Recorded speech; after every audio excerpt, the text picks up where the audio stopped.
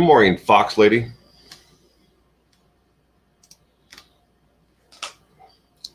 Debbie, good morning. Carla. I'm here. Colleen, good morning.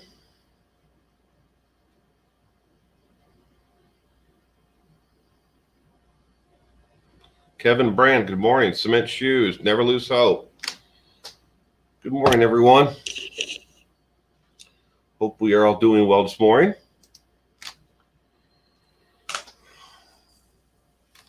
Tammy, not my verbiage. Still going to take time to get used to the name change. I see the name that I still want to call out your name late there, but your decision.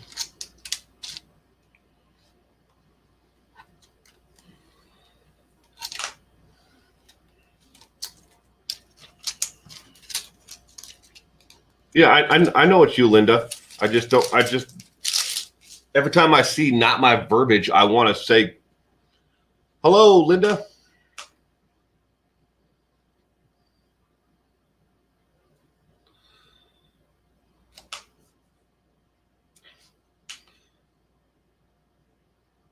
Southern Mom, good morning. Dardine.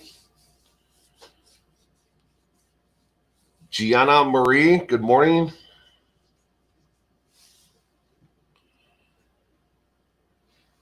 April Sunset, good morning.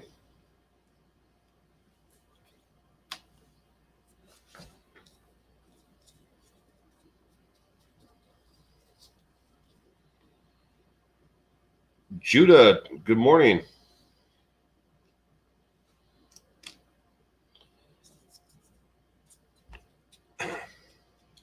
Sorry, I'm working on putting out my cigarette.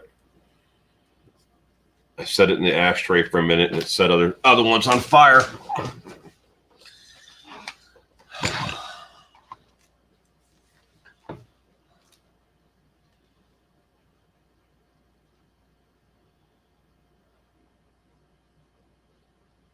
Well, that's who I am. I am Will. Let's see. Hope I didn't miss anybody.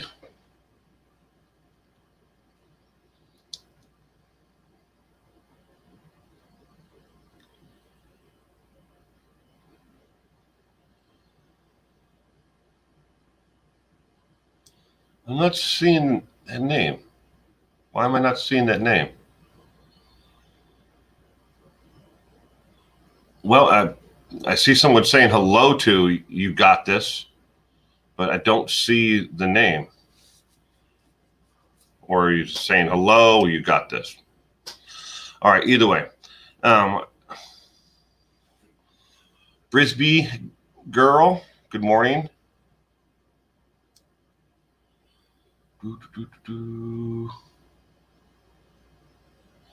Yeah, Dardine. He is this many year old now. We had a small family gathering yesterday for him and for family, I guess you could say. And then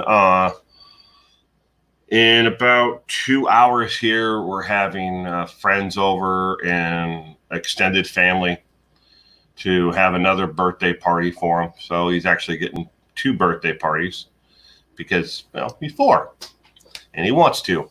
Pamela, good morning. Kathy, good morning. Tina, good morning. Eve, good morning.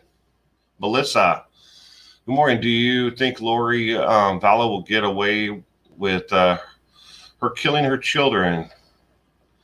I'm really pissed off if she's not prosecuted for murder. Melissa, I don't know. I don't think she's going to get away with this at all. Nor do I think her or Chad is going to be able to bail out. I just don't see it. I've been checking around, and keeping my ear to the ground, I guess, to sort of speak to see if she's going to be able to come up with, a bonding agent who wants to bond them out. They haven't been able to come up with the collateral to for a bond. Now, do they have the cash? Yeah. Even though Mr. Means said yesterday in court that she has limited access, it doesn't mean she doesn't have the funds. She has the funds. Chad has the funds for their 10% or whatever they would need for the bail, but they just can't come up with the collateral. So now she's actually technically being held on $1,150,000, $150,000 on the misdemeanors and $1 million, and then on the conspiracy charges. But she can't even come up with the with the collateral, and whatever it is, it's got to be worth $1 million plus. But it has to have equity in it, where if it to be sold, it's not like a loan on it for $1 million and they only made one payment on it. There's got to be equity in it, but they don't have it. And at least so far, no one's putting up their stuff, and they're running out of time because remember, they believe that the world is going to end depending upon which one of the podcasts that she used to be on, or what her and Chad have said. Either the world ends between the 20th and the 23rd. And thank you for the super chat, Half Rudder. I appreciate it. For the birthday boy, I will definitely spend the money on him. I really do appreciate that. Thank you very much. It is 1 a.m. in Sydney. Ooh.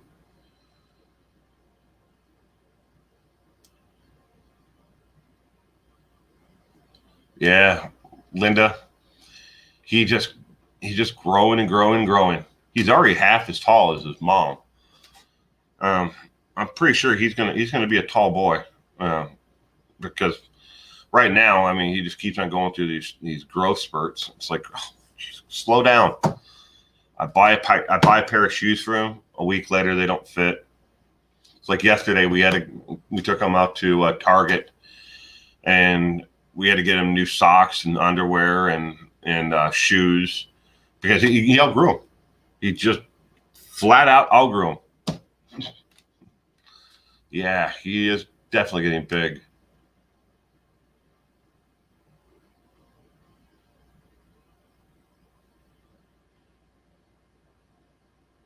Well, Pamela, welcome to the podcast. I'm glad you could be here with us. RC, there is no topic today. Next Saturday we'll do a serial killer or killer trivia next Saturday, but I just didn't have the time to do anything, to put anything together for this one. I started to, but then I ran out of time because of family issues and everything else that I've been dealing with. Takes some time to put together birthday parties for 4-year-olds. Half Rudder, good morning. Shrug Trotter, good morning, sweetheart. How you doing? Well, I just don't understand why no murder charges. They found the kiddos' bodies in the Daybell yard. I would think death penalty.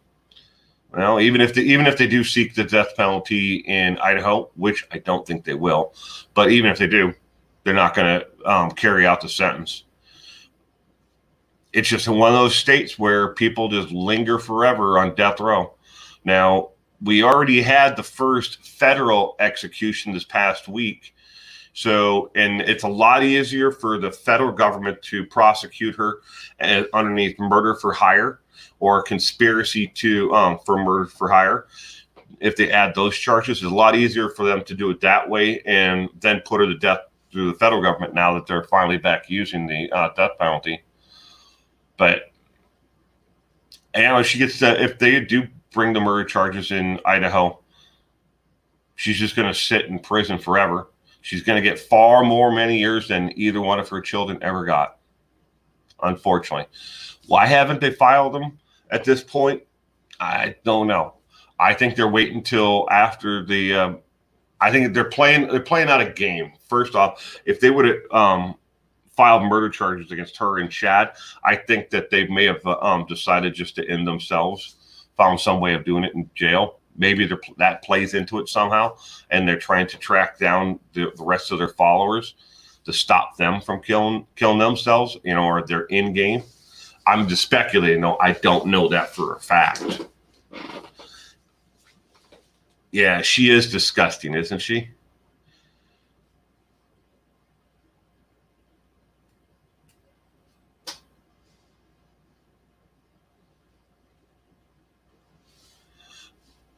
Tammy's autopsy, I'm almost 100% sure is complete cement shoes.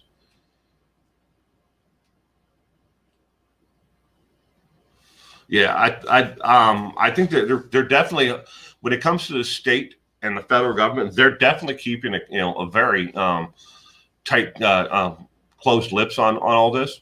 There hasn't been any leaks. I look at it as compare it to like the Christopher Watts case. When that case was first, hit the news and was developing all the way along through the entire beginning part of it, there were leaks like crazy out of the DA's office and out of the police department there. They were leaking all kinds of information. You couldn't stop the flood of leaks that were coming out of there. And it went all the way through until his prosecution, until he took the plea, and then he was shipped off to Colorado. I'm from Colorado to Wisconsin. But Lori Vallow case in this situation, nothing. I mean, I've got my ear out there, and I've been talking to people. I've been to Rexburg, a week and a half ago, 2 weeks ago, I think I was there. But there, nobody's talking. It's like as if nothing ever happened. Well, thank you for the super sticker, Cece, and good morning, sweetheart. I hope you are doing well this morning. Orly, good morning. Starfire. Was the Boston Marathon bomber executed? I don't know what his name is off the top of my head. So many murderers that I follow over the years, and I'm losing. You lose track of them, basically. The gentleman who was executed in the federal system was executed for killing the husband, wife, and 8-year-old daughter. The husband owned a gun store. He put, they were still alive, and they put trash bags over their head with duct tape. And sorry for the details here, and then they threw them into the bayou and killed them and stole $50,000 from them and a whole bunch of guns. And their entire idea was to start a white-only race and like country. They wanted to expand and make their own homeland. But he was the one that was executed in the federal system the other day, this past week. Thank you. Aaron VM, good morning and welcome to the stream. Zap, good morning.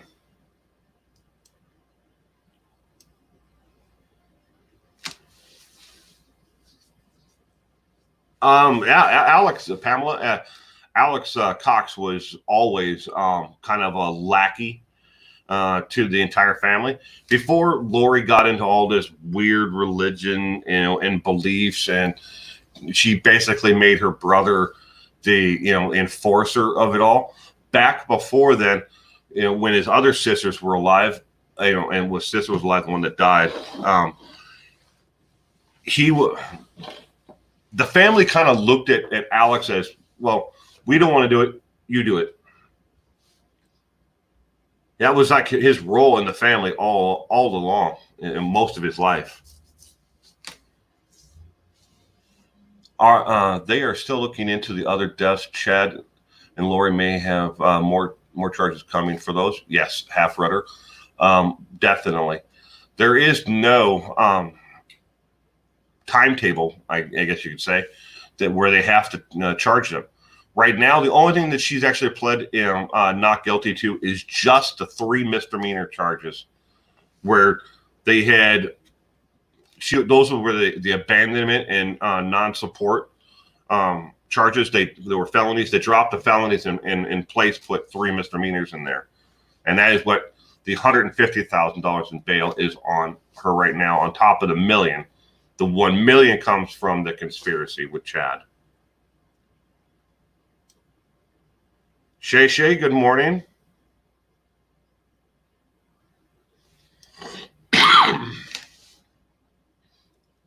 See, where Cece, you keep on forgetting that it's Linda. Every time I see, not my verbiage, I always want to say, "Good morning, Linda." I always see it. I know it's her. I don't know. I can't wait until they execute the DC sniper cement shoes. I don't know. That's Moleville or something like that, wasn't it? Thinking Moleville or something. It's got to be something close to that. At least that's what's in my head. Excuse me. They aren't going to talk right now, and Mr. Means probably won't do any sort of interviews at this point. Trial is set for January 2021. Yeah. On the conspiracy charges, I don't think he's going to say anything at all. Sorry, I don't put me to cough at everybody. Hold on a second.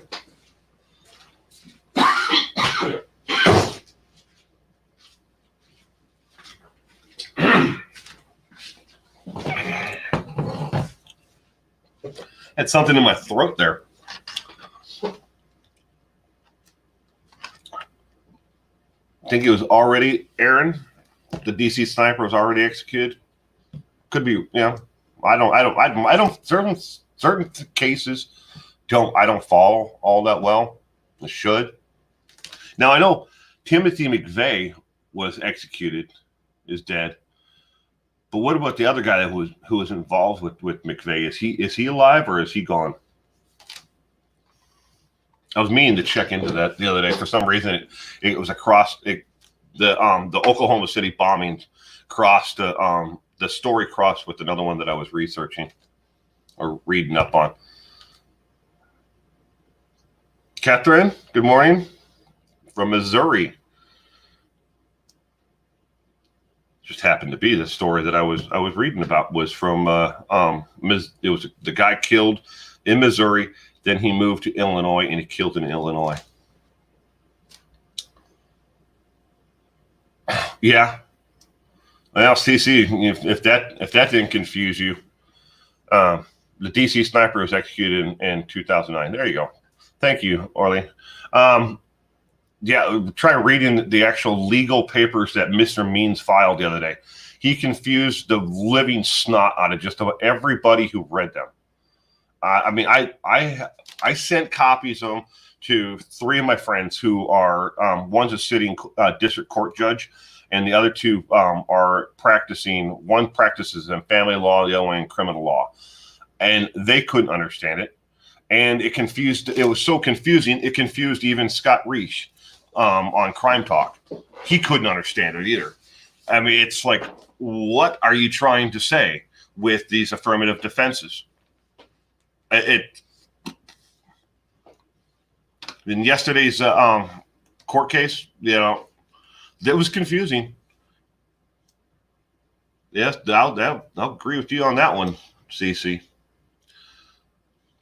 Will, I'd really like your explanation on the Christopher Watts and that disgusting man that kidnapped a girl and killed her parents. Even if they were friends, I would characterize that as friendship from hell. Melissa, I don't believe that they really are friends. The statements that are coming out right now that they were friends are coming from Cindy Watts. And I don't believe if they did meet, it couldn't have been for very long. And I just don't see, if you take the mentality and everything we know about Christopher Watts and you look at that, while he was out here in the world with the rest of us, he never went out of his way to help anyone, ever. He kept to himself and he thought only about himself and his immediate circle of family because he's a narcissist, and that's what narcissists do. Was he friends with Jake Patterson? That's who we are talking about there. The guy who killed the parents and then kidnapped their daughter. And Jamie Kloss, he killed Jamie Kloss's parents, cold-blooded, executes execution style, the father in execution style, and then the mother in the bathroom while she was trying to protect Jamie. And then kidnapped her and kept her underneath his bed. But that's a whole nother, tragic case, series in itself. But lost my train of thought. It'll come back to me in a second here. Obviously, I haven't had enough coffee yet. I'm still waking up.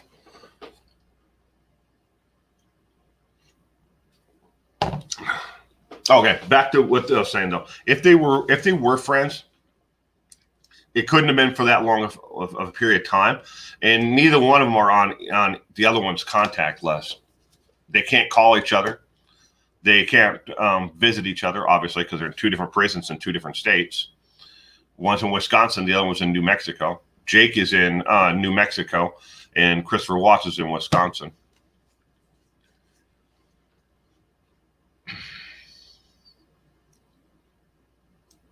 Who did I miss there? We had a whole chunk of comments. I'm glad you enjoy the content. Thank you very much. Morse code. Chris and Jake are besties. Yeah, I don't know about that. Lars Stevenson. Allah.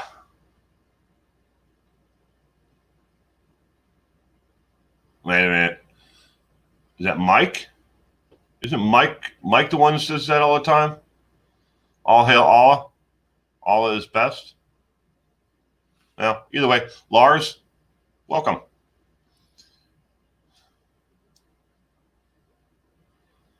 I still think others were involved in the McVeigh.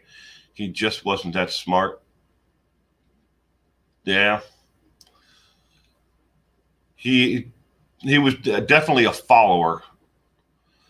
With Mr. Means representing both Lori and Chad, I just think it was unprecedented. Wonder what the Idaho Bar Association is doing, or are they even monetizing this scheme? Yeah, Pamela, he can't represent them both, and that was part of the issue of what he got sealed the other day. Was his involvement between Chad and Lori was sealed, and well, at least he's asked it to seal. I don't know if the court has actually ruled on it, but he definitely filed to have that information sealed, because he did clearly make the statement in open court that he has spoken to Chad and that he was representing Chad. But then again, he also said that he wasn't going to be representing Chad at all. So you can't have it both ways. If he has spoken with Chad, he has to excuse himself from the Lori Vallow case. And I'm pretty sure if they do bring and charge her with murder, or Chad with murder, he's going to either step away from the case completely, or he's going to sit second or third seat on the defense. He's going to have to bring in somebody who has experience with the trial version side of murder charges, which he has zero experience of. Doesn't mean he's not qualified to do it. He might be a very good trial attorney for murder charges, capital cases. I just don't know. I don't know, because I've looked at his experience, and 90% of what he has done in the past, criminal side, very little, but most of it, 90% of it has all been contract disputes and civil issues like that. He has done some prosecution, or has aided in prosecution for the DA. When he just got out of law school, he worked for the DA a little. I guess it would be the DA's or the district attorney's office. I don't know if he actually was on any cases, though. I'd have to look at my notes, which I don't have in front of me. McVeigh blew up the building in Oklahoma because that is where all the Clinton files were being stored. That's funny. I don't know if you're being serious or not, but he did it to strike back at the FBI. He did not know that or care. It all depends on which version you listen to or read about. and McVeigh. I've read a lot about the Oklahoma City bombing. I just can't remember the other guy's name who was with McVeigh on that. I'm just having one of those senior moments where it's just like it's right there, but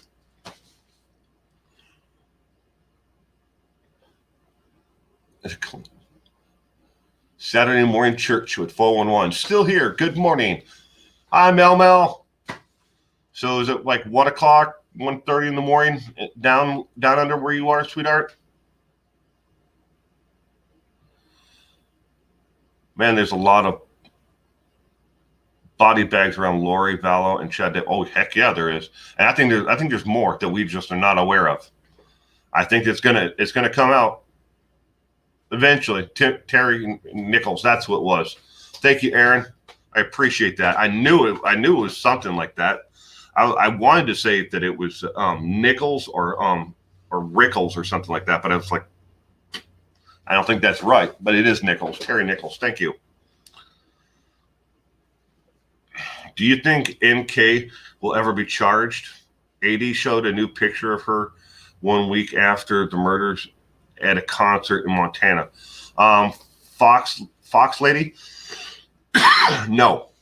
To answer your question very point blank, there is nothing that the state of Colorado could charge her with unless new evidentiary evidence came up, and it would have to conclusively tie her directly to the actual crime.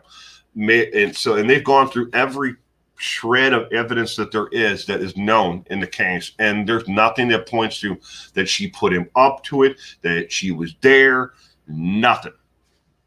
And yeah, I mean, well, I don't know about the concert in Montana, but I posted pictures of her skiing in Vail, Colorado, and it was kind of funny because it wasn't the TMZ, the television gossip show, was there to actually follow a Playboy millionaire's son.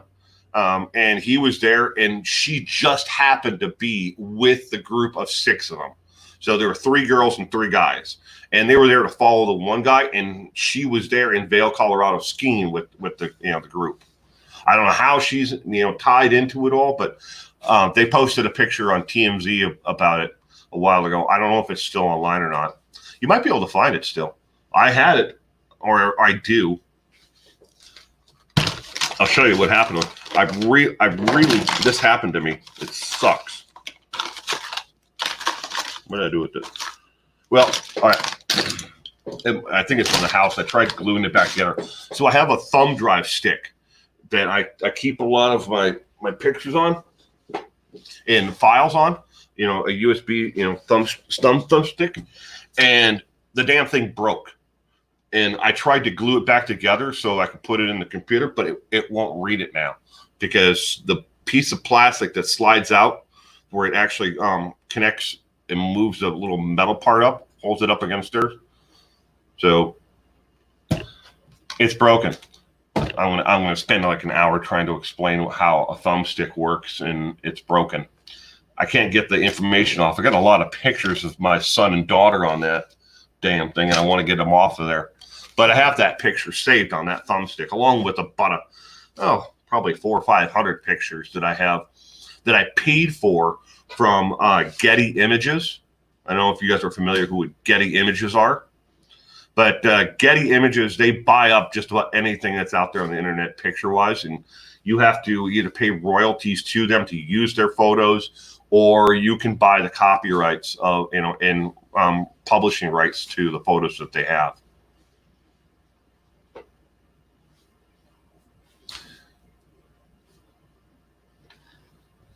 Ooh, grandbabies just got picked up.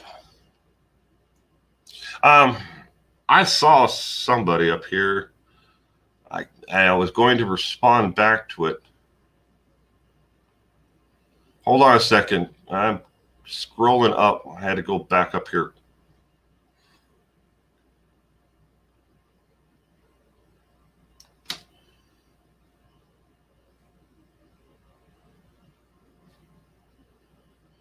Starfire, to answer your question about Jake Patterson, why did he kill both parents?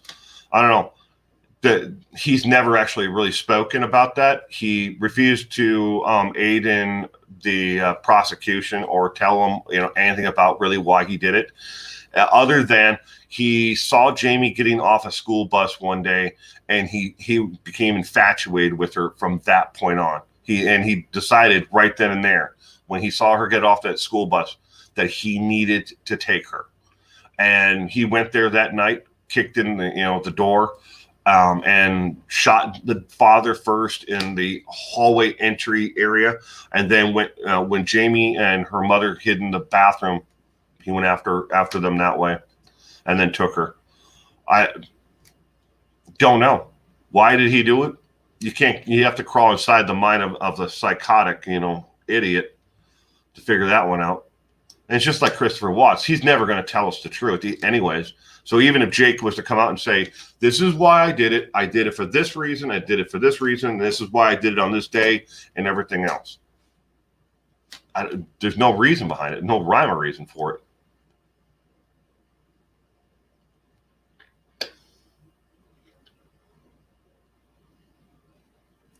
I'm still scrolling up here, everyone. I hope if you're commenting, I'm not anywhere near the actual.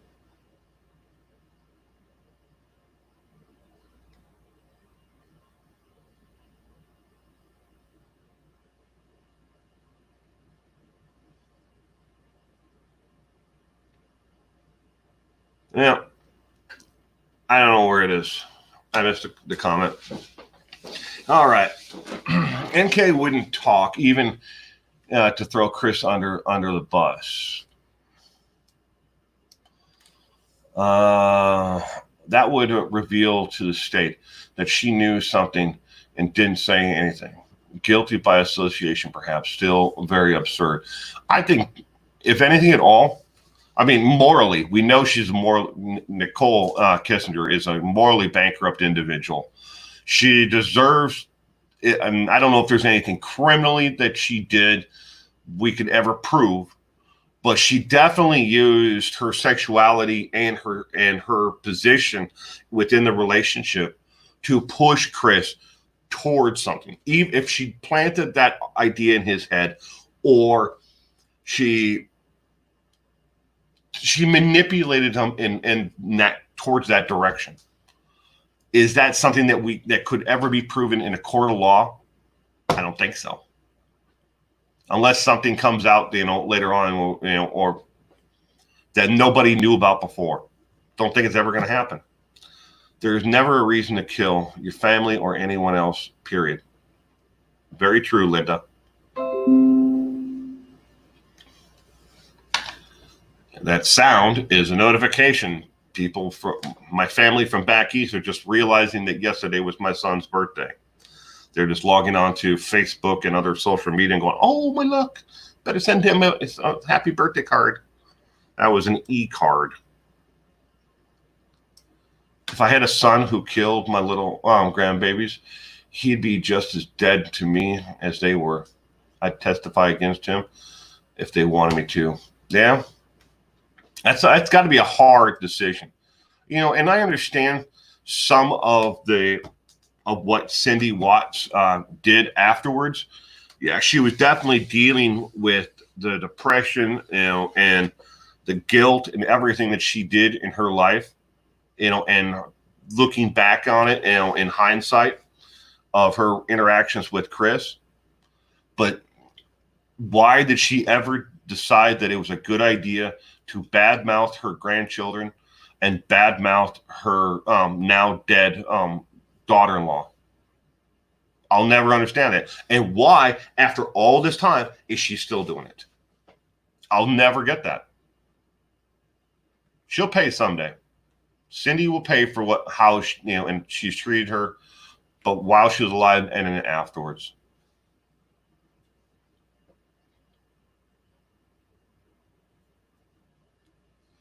Fox Lady, why is about the house where? Okay, there it is. I wonder why the Watts house is now withdrawn, and is it just sitting there? Yes, they have taken the house off the market completely. They had set it up for to sell it by auction, and I think they set the sale up a total of 8 times. Set it up, suspended it. Set it up, suspended it. 8 times they did that, and then finally the mortgage holder, I think it's is it Chase? I'd have to look at my notes for sure. JP Morgan Chase is the note holder on the property, and they finally decided they're just going to wait for everything to cool over. That and the rise in flux in the area for housing prices, it goes up and down. They're building homes as fast as they can in that area because they don't have enough homes. There's more of a demand for homes there than there are homes. So they get 15, 20 of them done, the house prices drop a little bit, and then as they start building more, the housing prices go back up again while they're still trying to build, more homes. It's a very booming area. I saw the cutest thing. It was Chula stuffed toy. It made me think of Taco with his alphabet book. That's cool.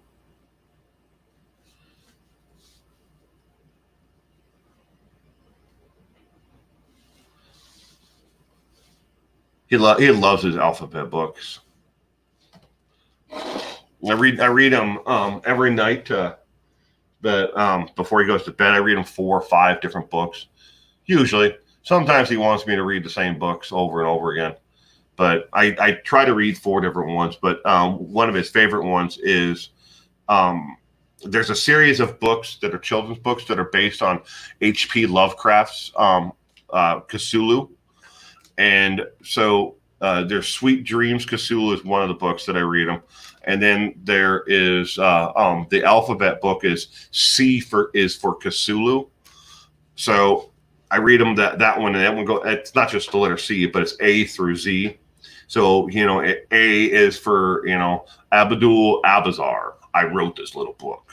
So as I read them, I give voices to each and every one of the characters throughout the book. He gets a kick out of that, and he wants me to read that one over and over and over again. But yeah, my wife is really big on screwing up his alphabets. Like A is for apple. Well, at least normally it is for everybody else. No, A is for Abdul Abazar, or whatever from H.P. Lovecraft. But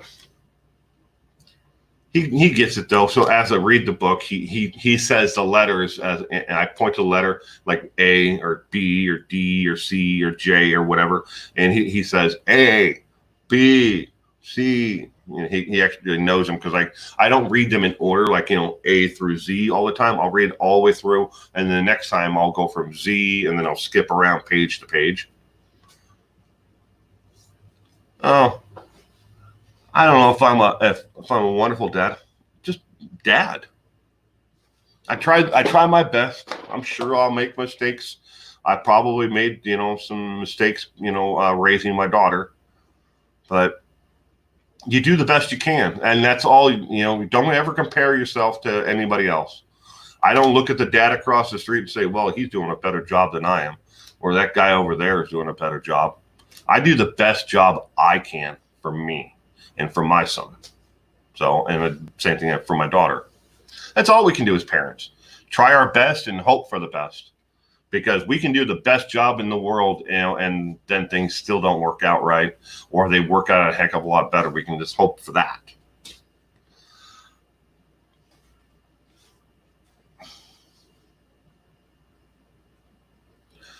Oh, thank you, Orly. I appreciate that though.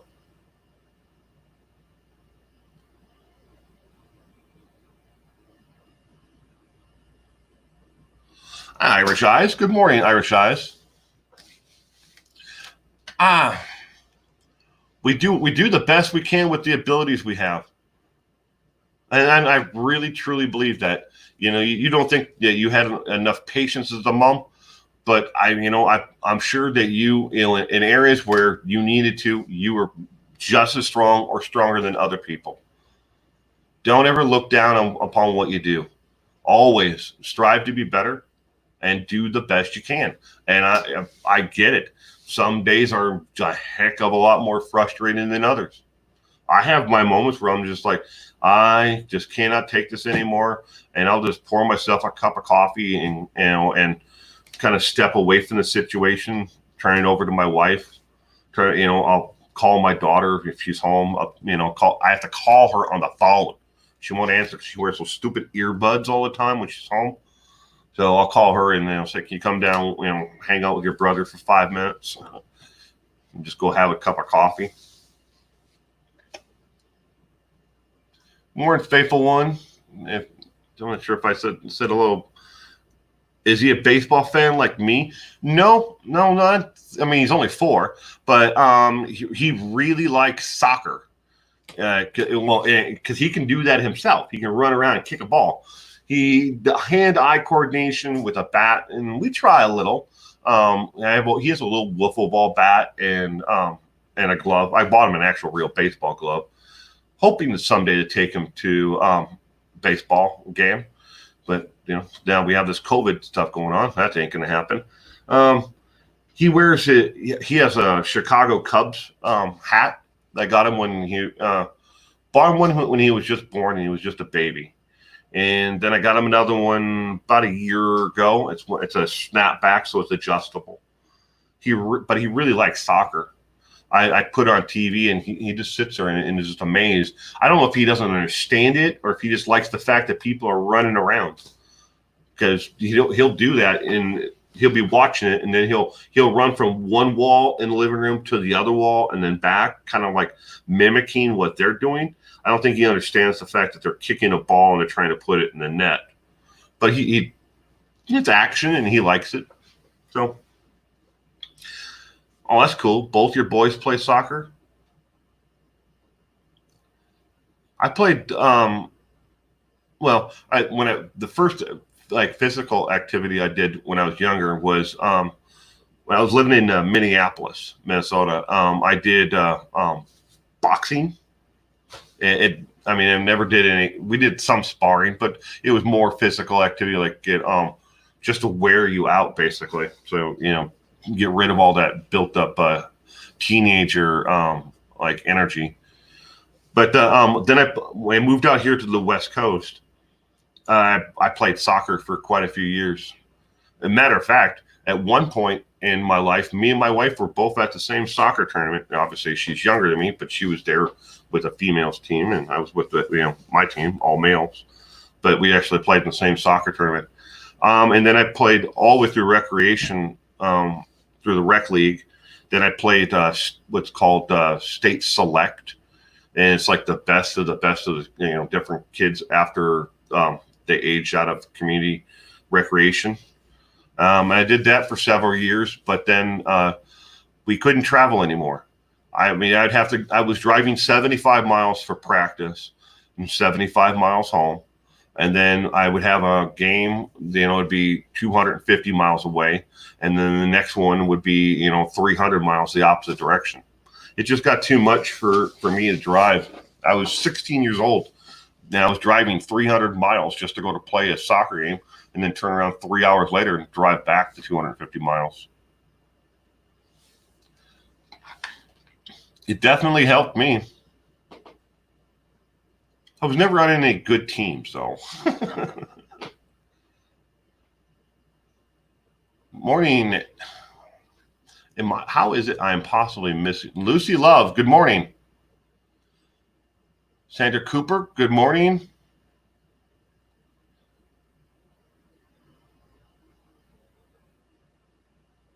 I predict Yellowstone cauldron will explode, but only Lori and Chad's jail. It'll be fine. Point to that those double bars can get burnt to a crisp. I don't like them. Oh, thank you for the super chat, Pamela. I think I am pretty much down to earth. But thank you.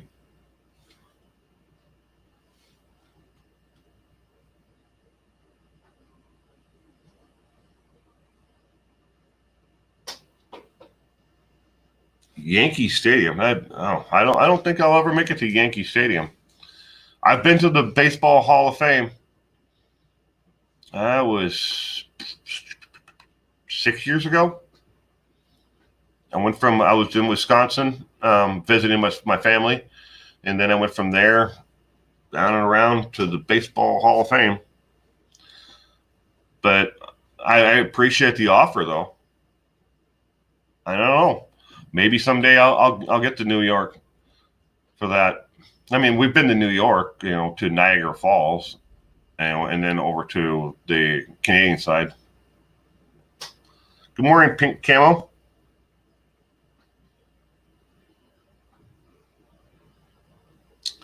Thank you. You went back to pink camo, huh? No more cards? It is sickening that the new claim is that Shannon beat Chris. He was a battered husband. Yeah, right. I don't know who said that. That's just crap. They just can't stop crucifying the dead pregnant woman 2 years in her grave. Yeah, you're right, Cement Shoe. That is absolutely true. The crucifying of her and her family, still to this day, and people are doing it all at the for $1. They're doing it for views, make money off it, sucker people in and say, and then barrage them into, you want secret information? Send me a super chat. I've got information. I see it all the time online on YouTube, and it's disgusting. Just leave them alone. Leave her alone. Move on. I went by a police station. Nina girl, good morning.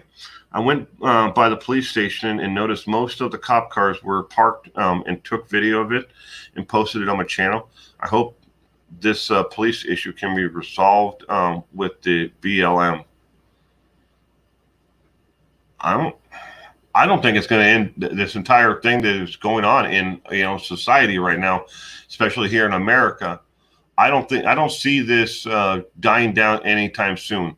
I think right now, the George issue in Minnesota with George, where he was killed, obviously, definitely killed by that officer, but I think that was just the tip of the iceberg.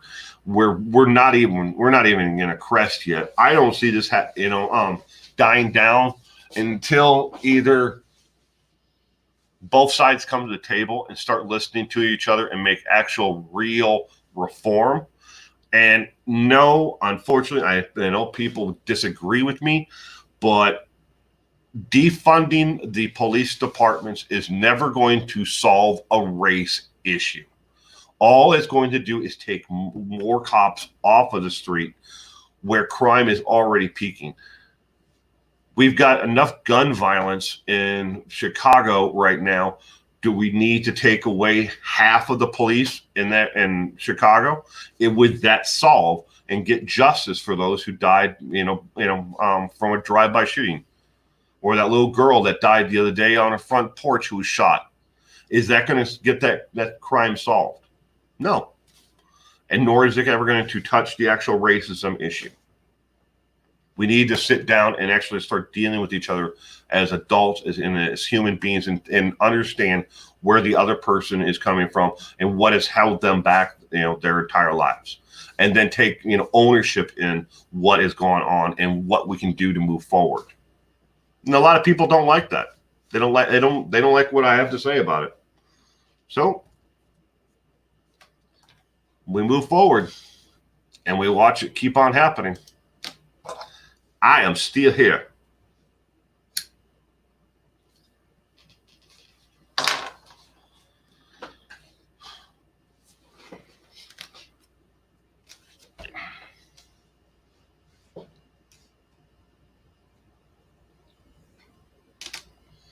You are absolutely right, Pink Camo. We all definitely matter in this changing world.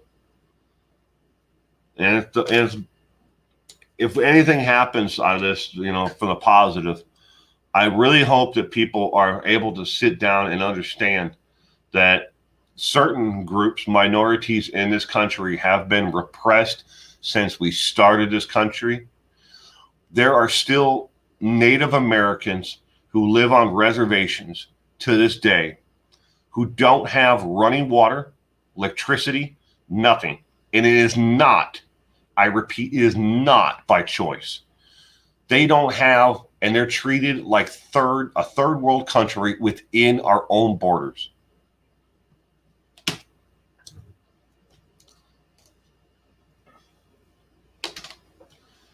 Aaron, the flag that's behind me is actually from my buddy who lost his life in Afghanistan along the Pakistan border. But and obviously the other one is just for display. It's on a flagpole. And I'm sorry you lost your dad in 2011.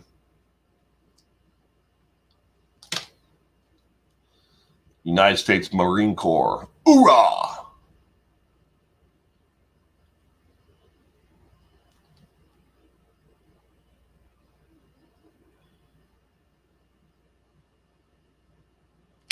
Good morning, Gayla. Didn't see you there. I'm sorry if I didn't say hello earlier. There's Mike Stevens. Good morning, Mike.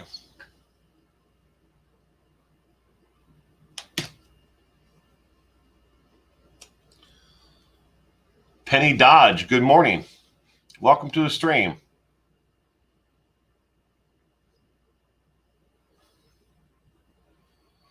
Semper Fi.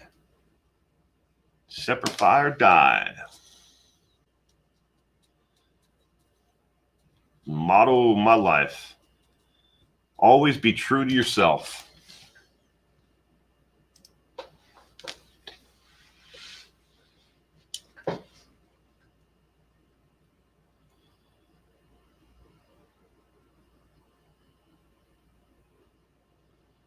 Diana, how?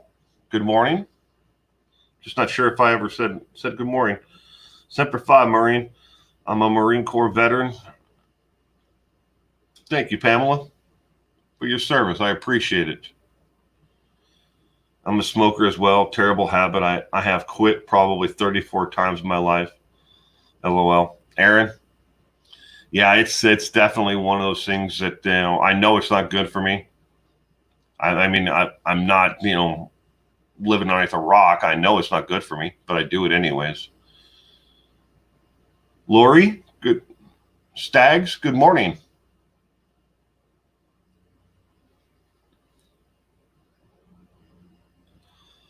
We all can quit again.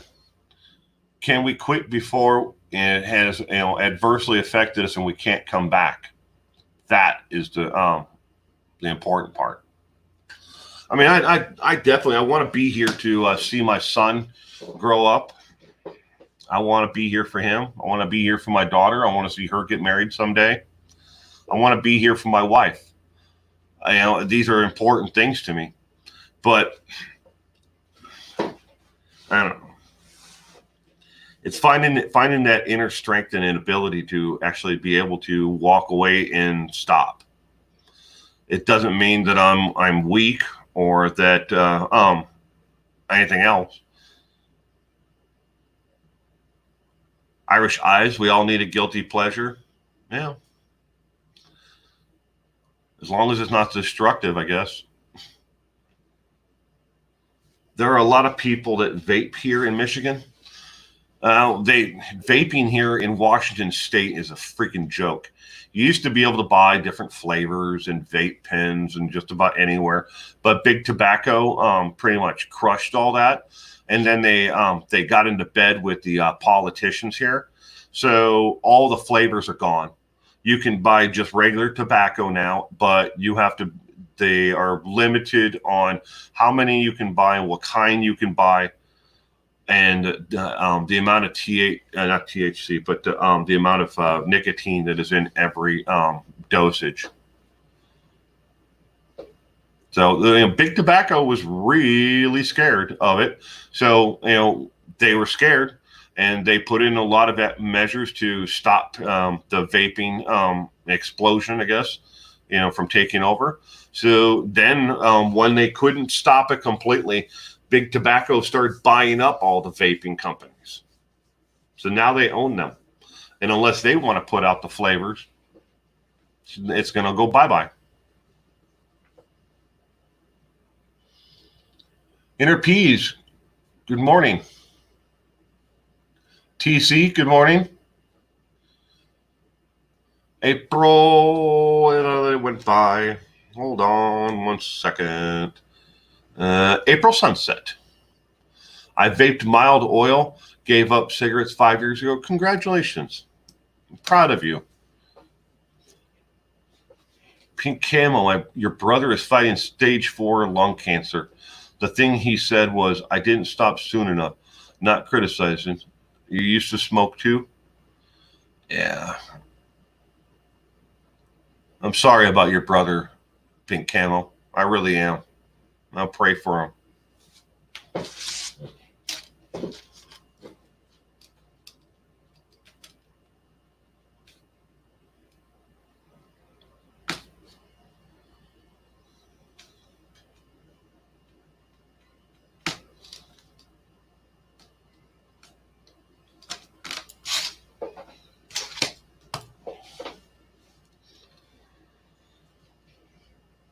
Oh, no reason to be sorry, Inner Peas. I'm just glad you're able to make the stream.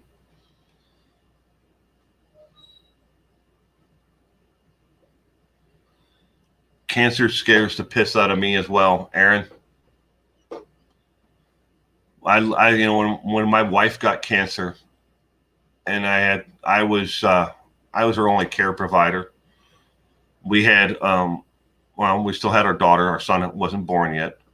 And it was some of the scariest times I've ever, I've been in combat. I've been shot at. I've watched my friends die. But watching my wife slowly deteriorate in front of my eyes, and not being able to stop it at all, and watch her go from, I think she was 260 pounds down to like 190. It was terrible. She called it body by chemo. She tried to keep a positive outlook on it and laugh and joke about it, but it's awful. It's absolutely awful.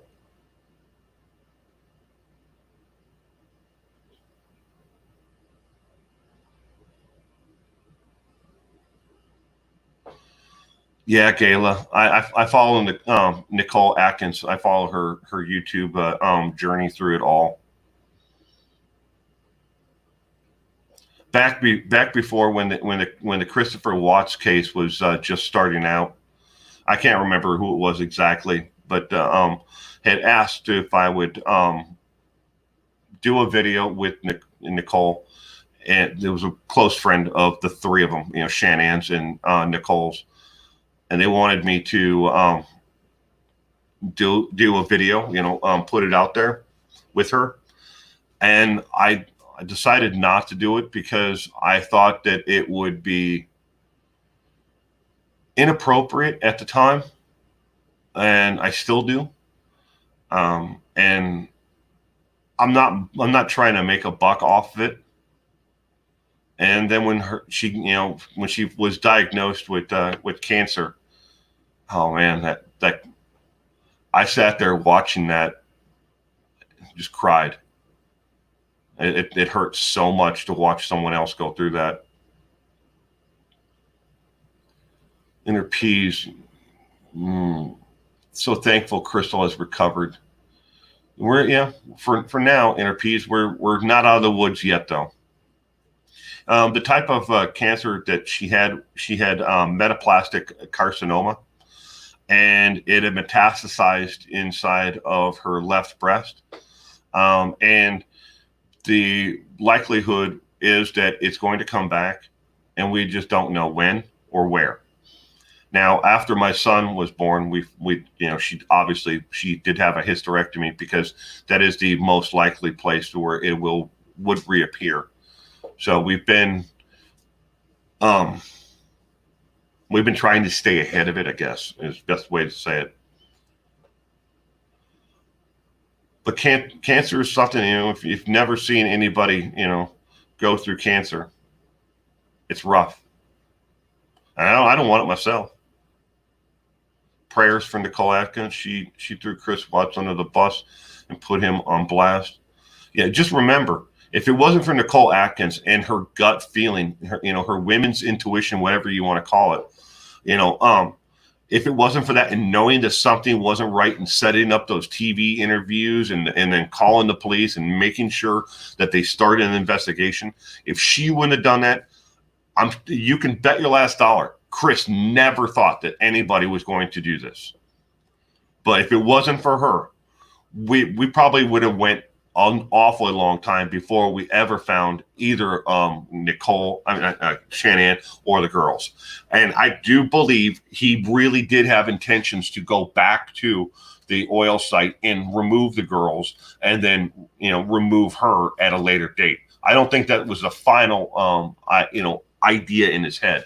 Well, this would be great because he knew the inspection for the oil tanks are done once a year. And they had just been inspected like a couple months prior. So he knew at the most he had 10 months before he had to get in there and remove them because they have to drain them out and then they clean them out with diesel fuel so they can inspect the metal sides and everything. And the reason why they have to do that is because there's a lining in there and they pour acid in there. It's a mild corrosive acid, but the acid is in there to break up the sludge. So they have to go in every year to inspect those tanks. So he knew at the most he had was 10 months, and then they would have found the girls. So he had to have been thinking the entire way, okay, they're in here now. How do I get them out, and what do I do with them afterwards? His TV interview was incriminating as Prince Andrew's BBC interview. Oh, Prince Andrew's interview on the BBC? Wow. That was a slow train wreck. Why he thought that was a good idea. Someone should have said, maybe we shouldn't do this. Maybe it's the best thing to do is to keep your damn mouth shut. But no, he did it. Your mom died of breast cancer, a non-smoker, didn't drink either. Sorry, Starfire. I really am. My wife, she smoked a little when she was a teenager. But metaplastic carcinoma is something that 1 in 7 million women will ever experience in their lifetime. For it to metastasize, even the percentages of women under the age of 40, it's even greater. It's like 1 in 3 million. Will ever see anything like what she had. And then the rapid growth, it was growing so fast. It just happened to be we got very, very lucky when she actually found the lump in her breast. Leah Watt, welcome to the stream. I'm glad you could be here today, sweetheart.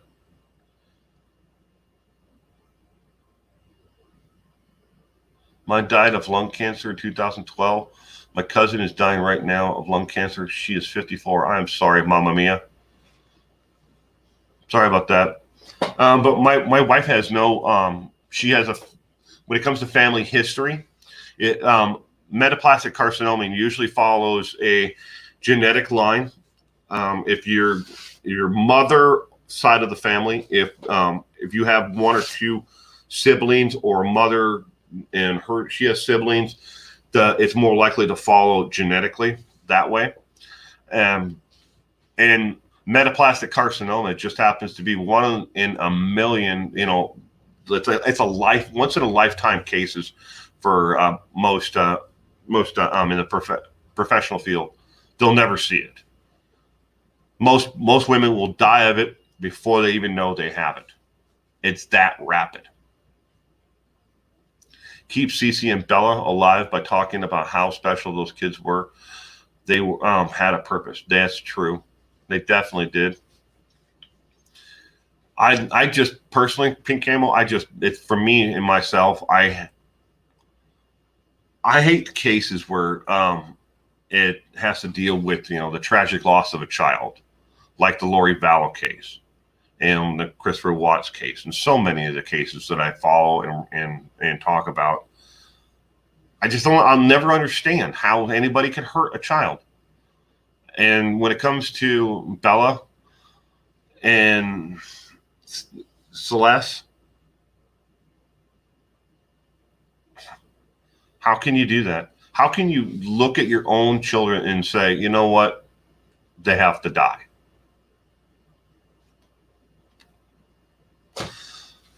Brad Long, Kansas City Chief fan.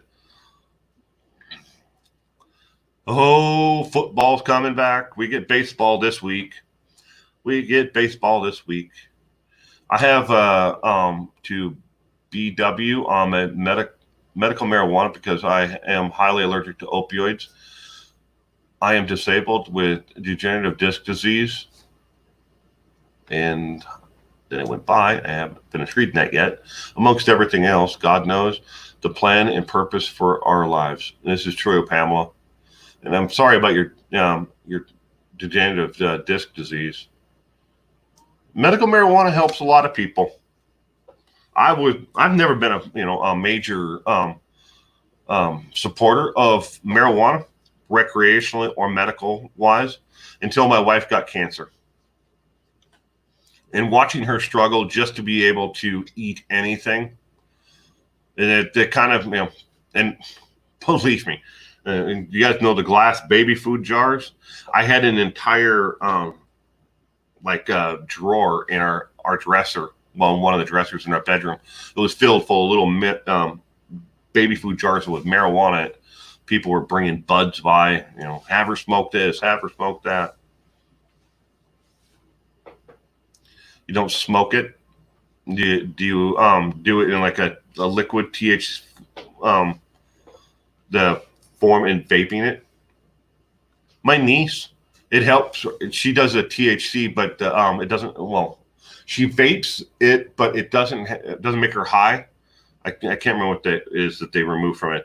But she has extreme vertigo, and they've never been able to figure out what caused the vertigo, and she still has it to this day. But she actually had to drop out of high school, and she lost about 2 years of her life while they were, shuttling her back and forth between doctors and everywhere else.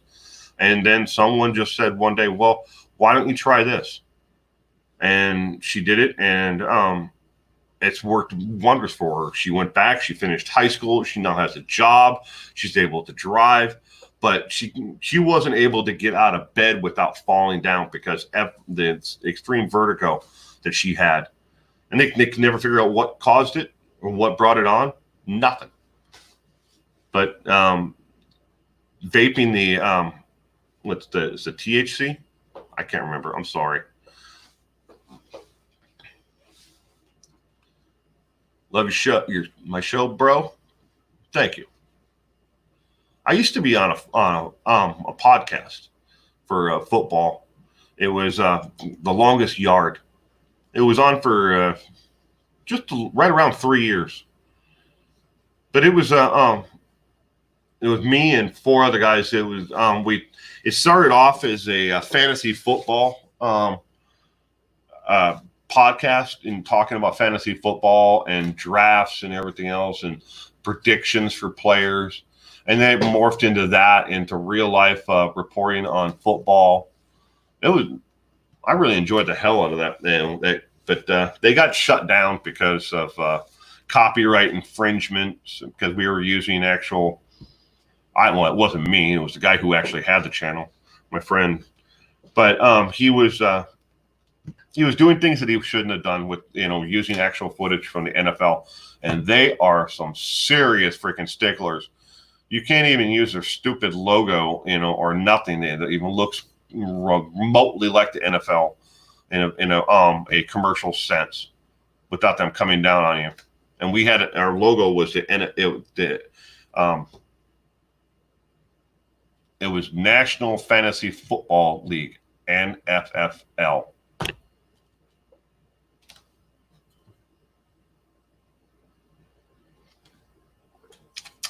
Still play fantasy football to this day. Enjoy it. It's mainly just a bunch of friends. But this group that I belong to, it's a men's organization group. Started in Spokane, Washington. I think there's 40,000 in the group across the United States. Then there's certain chapters here and there.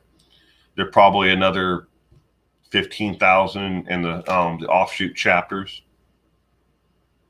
Stands for man the F up. The F can be whatever you want. Family. The 4-letter word. Yeah, I can't stand the politics of the NFL either. I'll have to agree with you there.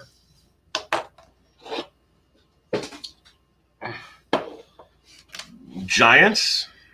Yeah, the New York Giants are going to be an interesting. What's going to happen there? So we don't have any Mannings at the helm. It's going to be an interesting team to see what actually comes out of this. MM is good for people struggling with drug addiction, like heroin. I don't drink. I just use my MM and my cigs.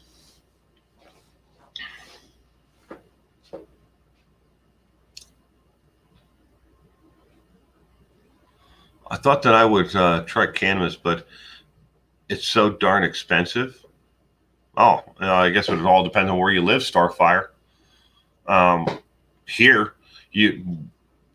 everybody originally when I live in Washington State, where we have recreation and we have medical usage.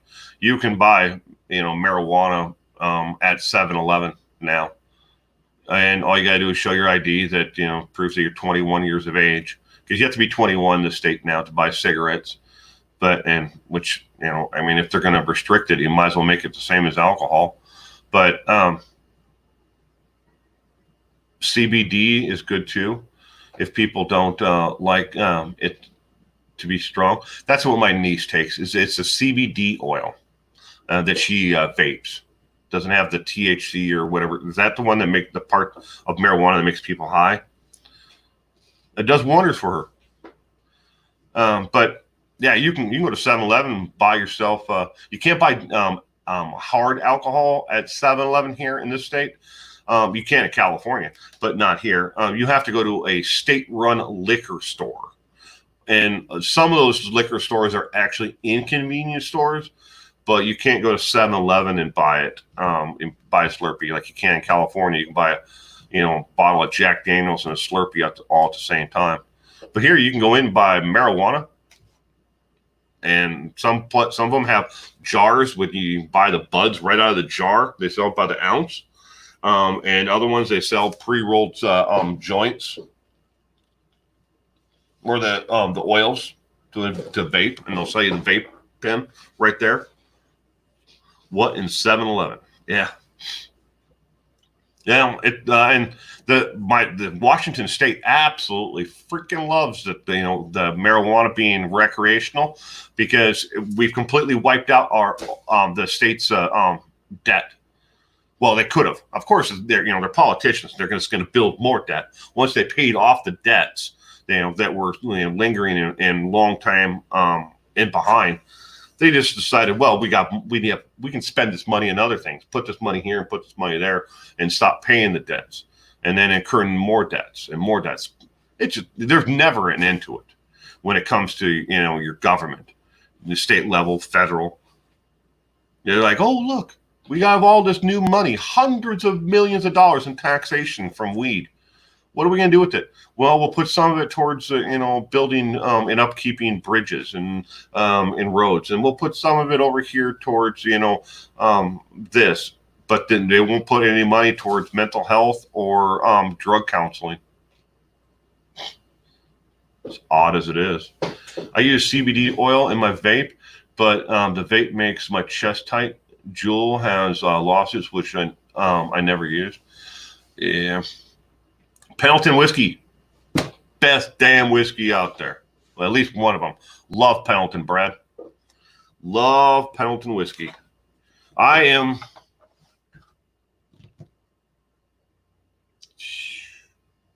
70 miles from Pendleton, Oregon.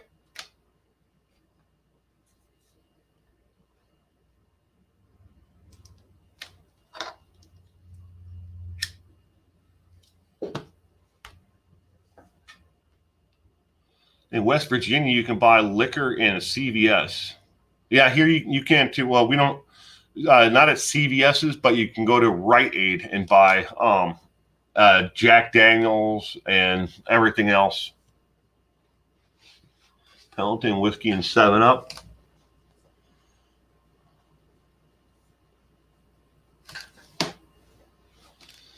Here in Ohio, you can buy CBD oil at the Family Video Store. Wow.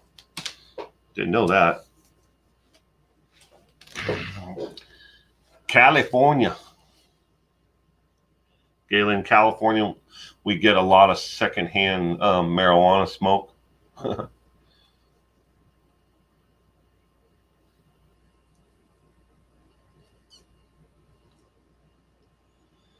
Oh, that's expensive.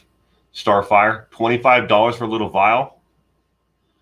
I took my niece to the she was going to the dispensary because they sell the edibles there that have that don't have the THC in them, but they have the CBD oil in them. And they have like these little candies that have the in it, and she uses them. She sucks on them when she has to go on road trips. Especially if she's not going to vape in somebody's car if she's going on a trip. But I think it was like $13 for the vial. I don't know how much is in that little plastic vial thing that she bought. I've never vaped, so I don't know how long one of those things would last in a vape pen, or do you pour it in, or does that connect up to it? I don't know. The one that she has, the battery thing, vapor, whatever. I mean, it's about the size of a cell phone. I don't know who makes it.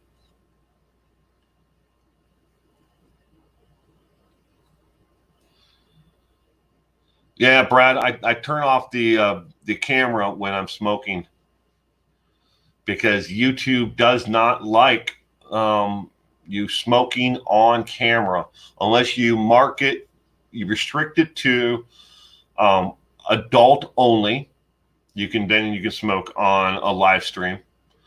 But then it interrupts with people being able to do super chat or click on subscribe to channel membership through the StreamYard, because I'm on StreamYard streaming to YouTube. There's stupid politics of it all. I don't understand it.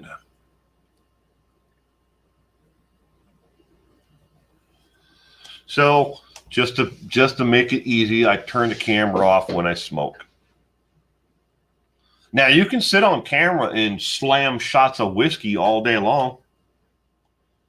They don't seem to have a problem with that. It's the excessive alcohol intake they're supposedly cracking down on. I haven't seen it happen yet, but that's their new policy says. Because I know somebody had asked earlier when Tim is going to be on next. Don't know the answer. He was here not this past. Oh, it was this past weekend. He was here. Was he this weekend or the weekend before? I can't remember anymore. When was he here? Was it last weekend? Because we were sitting here, R&R, Rich and Rare. We were doing shots of that, and Jameson was the other one. We were doing shots of Jameson too. last weekend.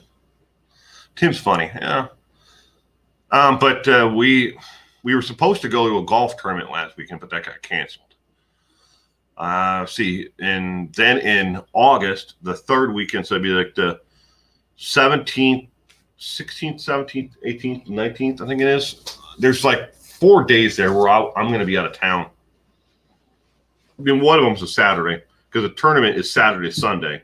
It's two. We have to make we play in this tournament every year, but it's actually two tournaments. I play in one that's the 2 days prior, and then I play in the tournament.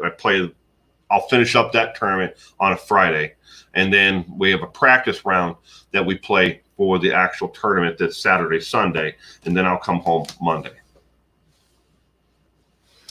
Did you hear that the prosecutor for Jodi Arias was disbarred? Yes, I did, Aaron. I read something about that online about that, for prosecutional misconduct or something. Your youngest son lives in Arkansas, and the county he lives in is dry, cannot buy alcohol. Wow. I've been to a dry county in Texas, Gala, where you couldn't buy beer or anything on one side of the street, but if you went across the street, people could drink as much as they wanted. It was right on the border of the two counties, so people would stand. When I first got there, I can't remember where this was exactly. It's been a long time, but you would go to there and you could stand outside, and one side of the town looked like a ghost town, and the other side, everybody was outside at night. You could drink on that side of the street, but you couldn't drink on that side. Have to run, guys. Thank you so much for praying for my bro. Bless you all. Have a good weekend. Bye, Pink Camo. Stay safe. Sexual harassment charges as well. I did not read about that. Maybe we should look into that one, Aaron. Juan Martinez. Yeah.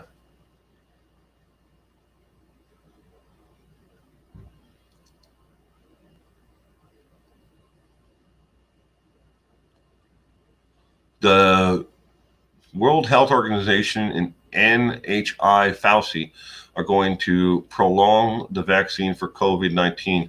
I don't get out much because of my chronic pain. I won't take any chance at getting the evil virus. Don't blame you, Pamela. I've had it. It's not fun. I had COVID. They still want me to come down and give them more blood. I did go once. I did go give them my blood so they could get the antibodies. I guess it's in high demand. But I don't want to do it again. I don't want to find out if I can get it again.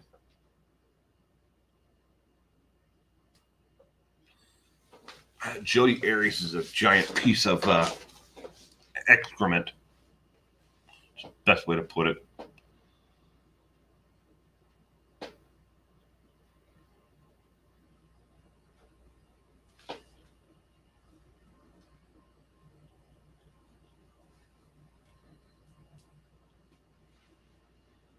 Yeah, I never understood. I looked into the prosecutional misconduct in the Arias case. Yeah, so he was very aggressive. O positive blood type is supposed to be immune to COVID. Is it? I hadn't read that, Kim. I'll have to ask my wife about that. So my wife works for a pathology laboratory, but they've switched over. Well, the company has where she works. They're more than just a pathology laboratory, but she works in the pathology side of it. But they've switched over to doing COVID testing, and I guess they're just getting slammed with work with it all. I need a damn haircut. Barbershops are just starting to open up here. When I called my barber, and they told me that They can't make an appointment for me, but if I show up nice and early at 7:30 in the morning on a Saturday, they might be able to get me in. It's first come, first serve. Barbershop I go to has been in business since 1923.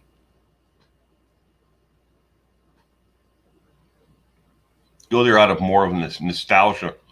Damn, it's cheap. It's only $20. Get my haircut, but still nice. When I used to go there as a little boy when I first moved to this area. Because we moved here and then we moved back, moved here, moved back, and we kept on going back and forth. But they used to have a shoe shine booth there, still there, and they had a gentleman who used to shine your shoes for you, and then you could get a shave and with a hot towel treatment, and get your hair done. They do your eyebrows, your beard, and everything else, or your mustache. And they have like a putting green in there, and they have a service members memorial wall, and a wall where you can write your name on it for if you're ever in a service. I'm on there. Yeah, Pamela, you know how to cut hair, and you cut your own. I watched my wife cut my son's hair. Ask your wife if you can get the mark of the beast for taking the vaccine. I will ask her that.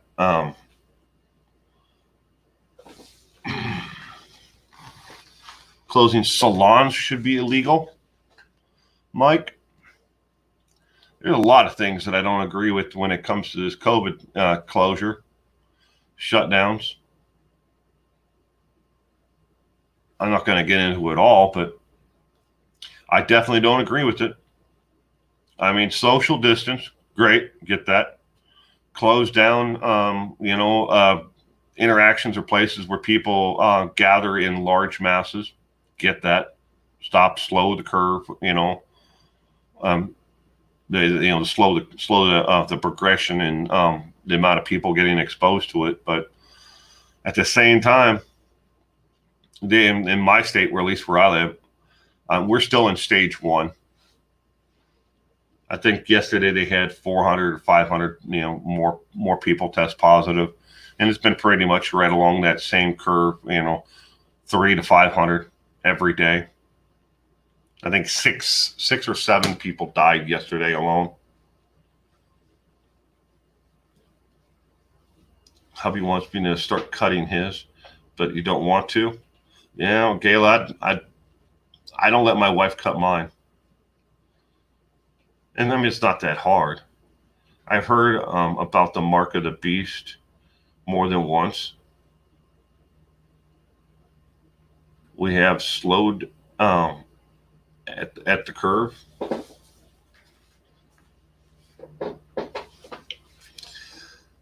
It was 15 days to flatten the curve. We are past 120 days now. Where you are, Aaron? Right, Mike? They had that was the rule here until last week, and then my governor rolled back the pet grooming businesses and stuff like that are closed, and they closed the nail salons and places like that as well. But then they loosened the restrictions on social gathering.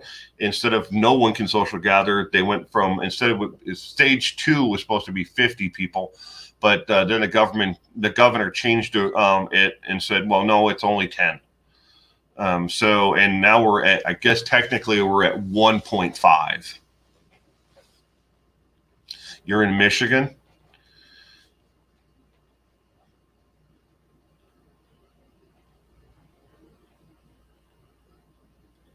People in 1918 handled the flu better than we are now and survived. I don't know, Mike. It all depends on what you consider handle it better. I really do not want to see us get to the death toll of the pandemic.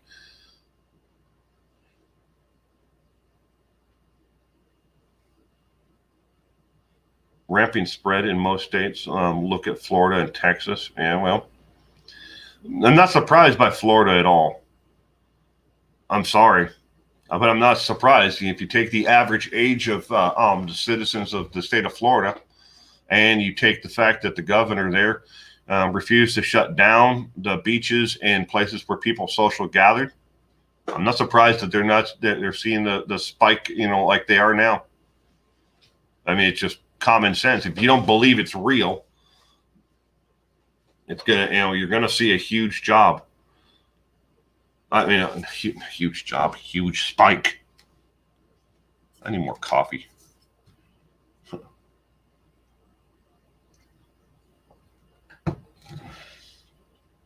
You think the numbers are inflated, Aaron? I don't know. It all depends. I know from the clinical side of it, from what my wife does for a living, I know the numbers are real from what she does and the testing that she's doing. But the official numbers as they were reporting them, I don't know. I got better things to do with my time and to worry about. Cement shoes, your uncle died of COVID. I'm sorry.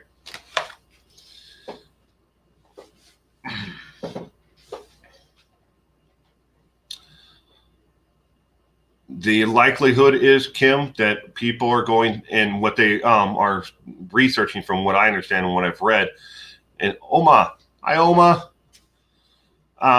is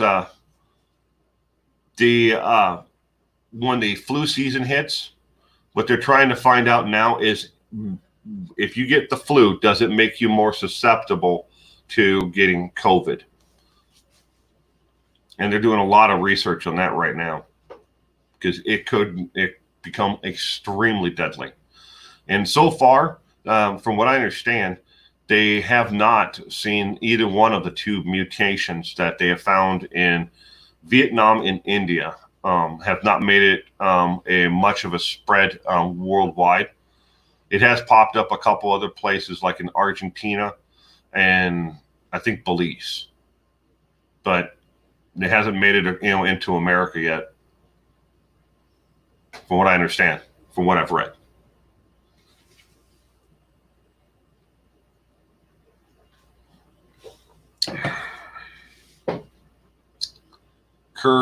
Curbside Bloody Marys. That's the Starfire. That's the funniest thing about around here. Is I can now call up any place that used to nightclubs and stuff like that. I can call them up and they'll bring liquor out to my car and serve me liquor in my car. I can't go inside, but they will serve you liquor in your car. Are you not driving the car? How did you get there in that car? But they will serve you liquor in your car. Bloody Marys or, Mai Tais or Pina Colada, whatever. You can call them up and say, I'll take 2, Pina Coladas. You show up and you hand them your card. They swipe it right there at the window and they hand you your Mai Tai or Bloody Marys or whatever. I like Bloody Marys, but I just haven't been able to. There's not the place they used to go. Oddly enough, though, that had the best Bloody Marys around here was this little tiny Chinese restaurant that was in a town over from me, but they closed down. And it wasn't because of COVID; they closed before COVID crisis and everything. But they went out of business. But they had the best Bloody Marys there. Most places around here they use something that's straight out of a bottle mix. Ugh. Leslie, how you hitting them? A chip that's small in a vaccine. You are the man. Don't understand, Leslie. How you hitting them? I'm doing good. A chip that small in a vaccine. I don't think that's what they were talking about. A lot of people misunderstood exactly what he was trying to get across about chipping and stuff like that. what they were trying, what Bill Gates was talking about, and what people actually understand, what's being spread on the internet is completely blown out and is not even close. What he was talking about was tracking certain indigenous, groups in Africa. They are nomadic. They move around, and they were trying to think of either a dot tattoo on a hand, or giving them something that had like an RFD chip in it, not necessarily putting it under the skin, but maybe a piece of jewelry or something, so they wouldn't give these people the same inoculations over and over again, because people, you could have one tribe with 15 people with all the same name, and then the next tribe, different names, and then the next tribe, 15 people, all the same names. But people blew it all out of proportion about Bill Gates wants to microchip us all. He wasn't talking about us, as human beings in America. He was talking about that and the references, and people took the whole thing, wrong.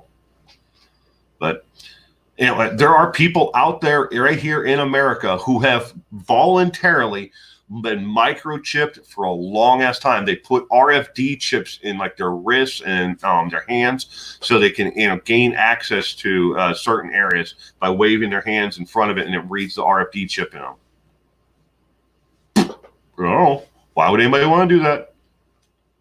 Thought that was something only aliens did to us, was microchip us. Bye, Gayla. Hi, Tammy. And everybody else. And I hope I didn't miss a whole lot of people. It seems she cares, but I think the numbers are a bit much. The virus is in the test kits. The virus is in the test kit. No. There's no virus in the test kit. We're not ready for the pandemic at all. There is no virus in the test kit. You could eat the goddamn test kit. There's nothing in there. There's serum in there, but it's I'm not, obviously I'm going to butcher this. My wife could talk about this, and she has on our podcast, great, at great length. But there's nothing, there's no virus, and there's no dead virus. There's no nothing. And when it comes to the vaccine is made from I'm not going to bother. I'm terrible at any of this. I understand it, but trying to express it in a way that's not going to be taken out of context, or is going to express the information correctly, is not my obvious, expertise. I'll leave that with the professionals.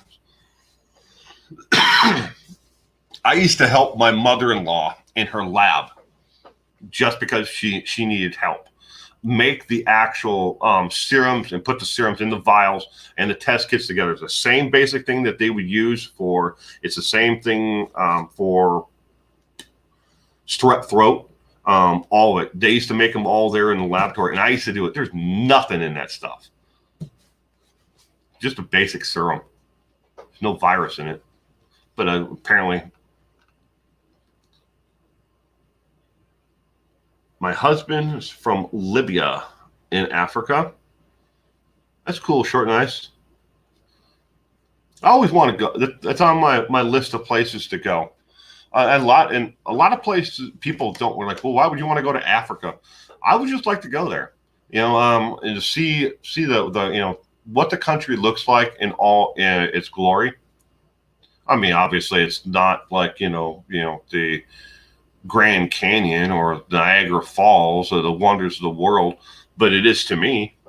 I've always been interested in it, and I always wanted to see what the where and what it looked like, and I'm interested in the geology of it all.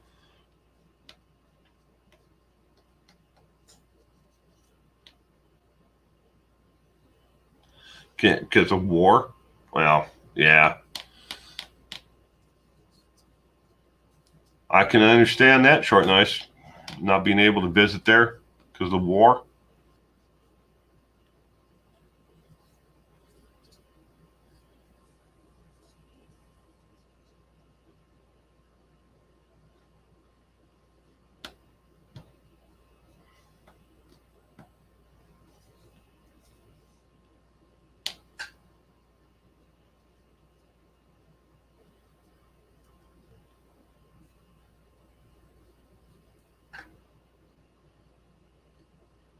appreciate your ability to not disclose information on a subject that you don't have full research and facts. Notice that from the beginning. Well, thank you, Brad. Yeah, you got to be a man enough and, or a decent enough a human being to step up and say, look, I don't know this.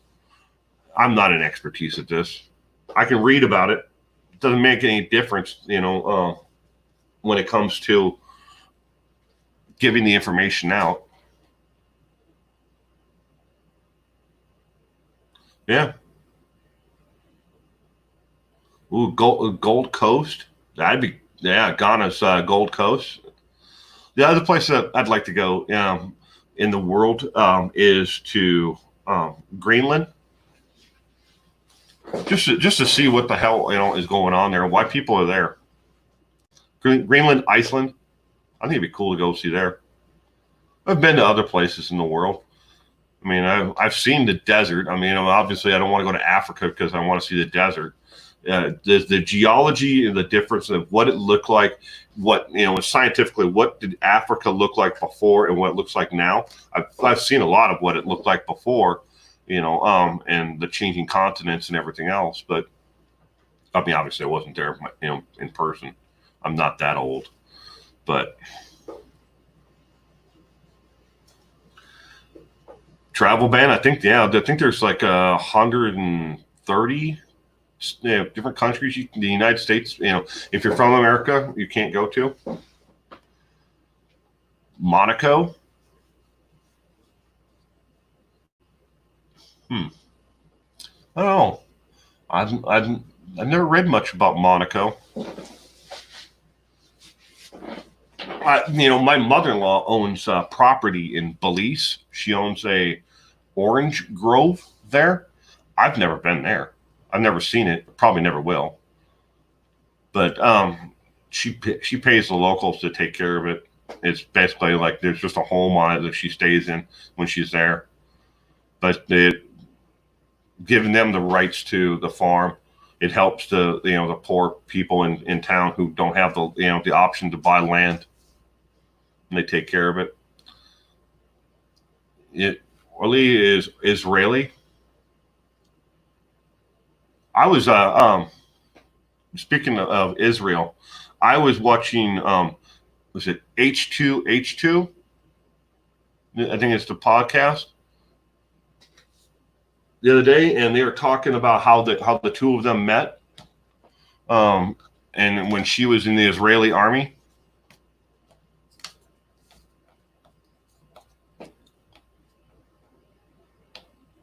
Oh, I'm sorry, Gayla. I'll try not to miss any more, but I will be missing one in August, though.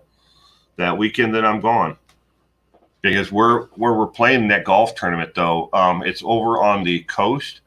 I can get self-service there, but it's impossible time-wise for me to do it because I have to get up that Friday morning.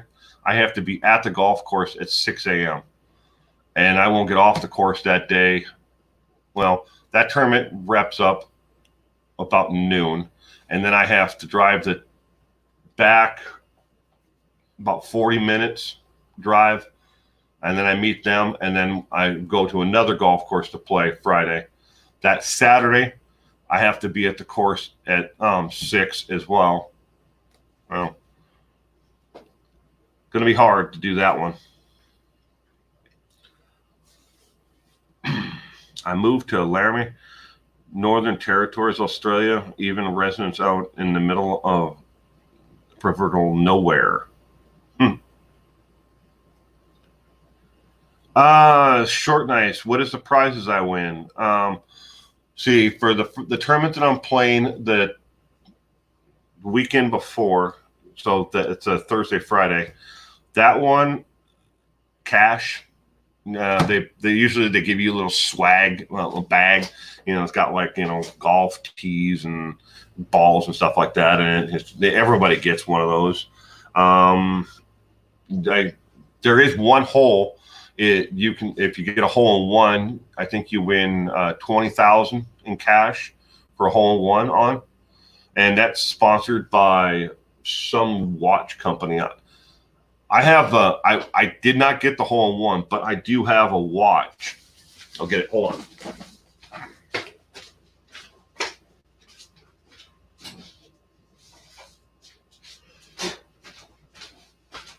I've never worn this. Still in the box. I didn't get the hole-in-one, but I got I was the closest to getting the hole-in-one on the tournament a couple of years back. This is Paul Jardine, I think you pronounce it, Jardine. But gold watch. I won that 3 years ago, I think it is. And then the other tournament that me and Tim and all my friends playing Saturday, Sunday, that is through the Loyal Order of the Moose. It's a family fraternal organization that we all belong to. And that's just for fun. There are things you can win. You can win cash at the lowest score, longest drive. KP. Longest putt. There are things you can win money at that way. But and that one's based up. You have to enter by your handicap. So my USGA, I have to use my USGA handicap for both those tournaments. You're a shank driver, but you can putt. Just have fun. Bye, Kim. Have a great day, sweetheart. Stay safe out there. April T, that sounds nice.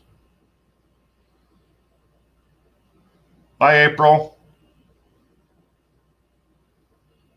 Kim, you should cover the Patty Morte case. 12 people lived there. Someone murdered him. Then there was 11. It was crazy as the Tiger King with less characters. I'll write it down.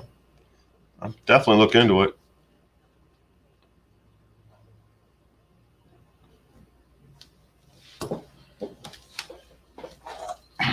Yeah. Pamela, we have a Moose Lodge in Massillon, Ohio. Now there are, let's see, total. Loyal Order of the Moose members worldwide.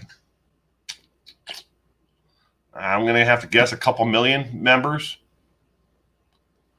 But it goes. I'll tell you the reason why I joined the Loyal Order of the Moose, and why I stay with it to this day. I mean, besides they're a great fraternal organization, there is the Loyal Order of the Moose is unlike any other fraternal organization like the Elks or the Legions or whatever, the Freemasons, whatever. And you can take them all and say, look, they're family fraternal organizations. Maybe not so much the Freemasons, but organizations like that.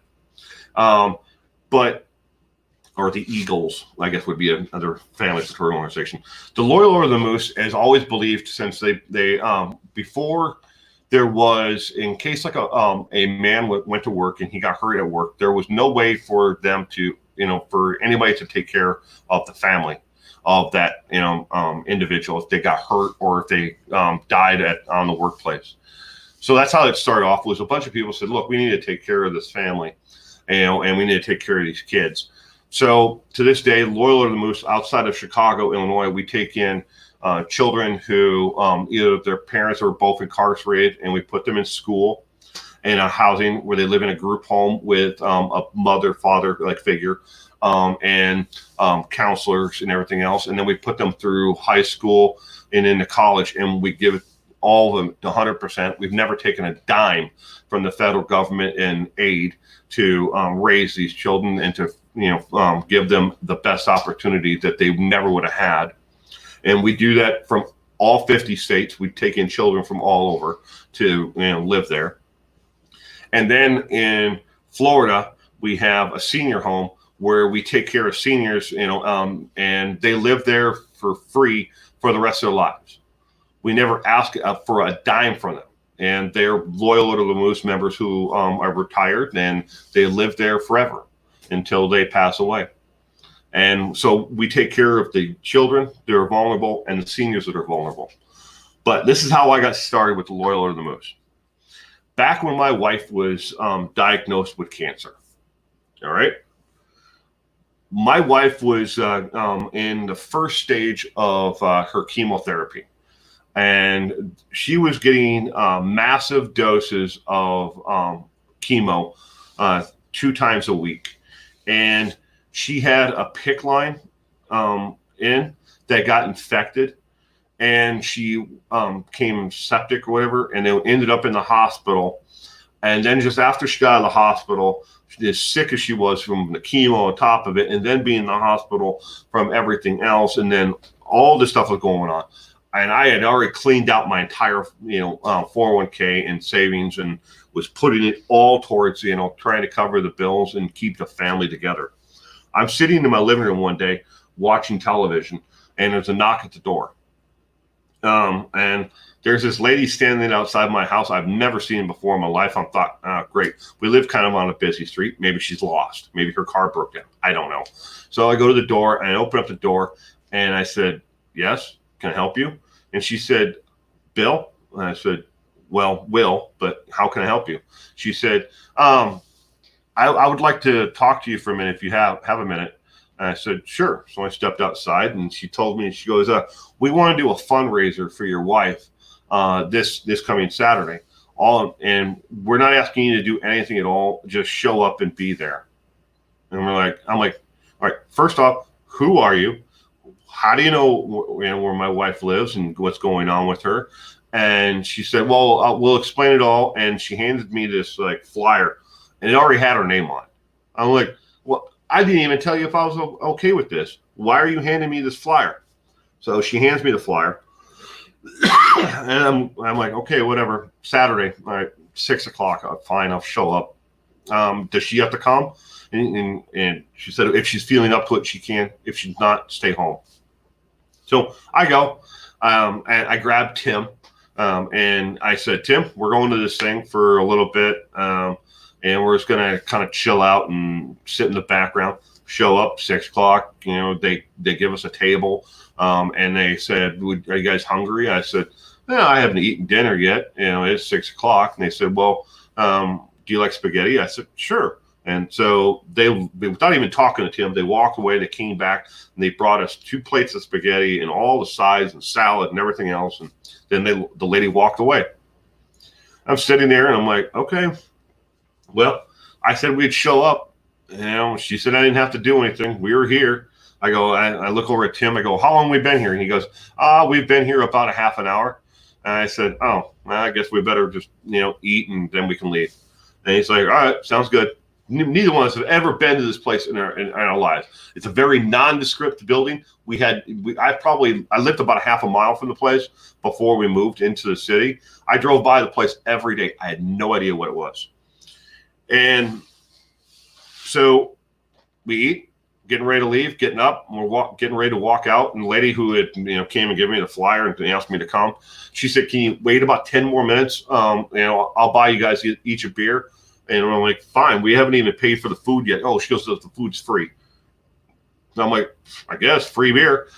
So we hung out for a little bit, and then she came up. She goes, well, the fundraiser for your wife was successful. I go, what? Okay.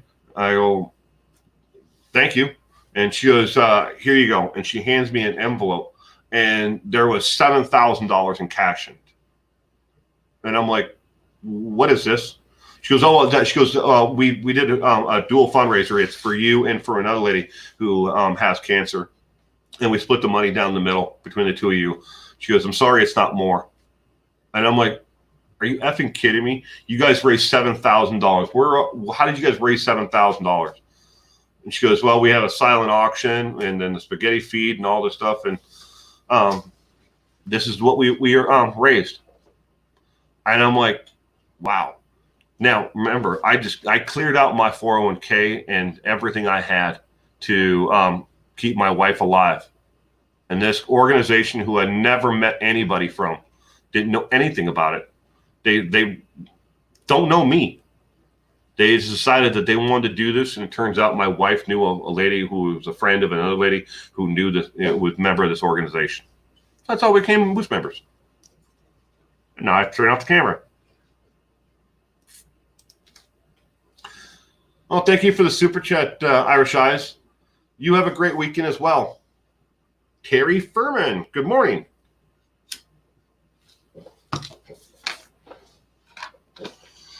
There are, Fox Lady, there are a lot of good people out there. We just don't make the news enough, and we certainly never go viral. The wonderful people who are out there, we do it, and we just live our lives.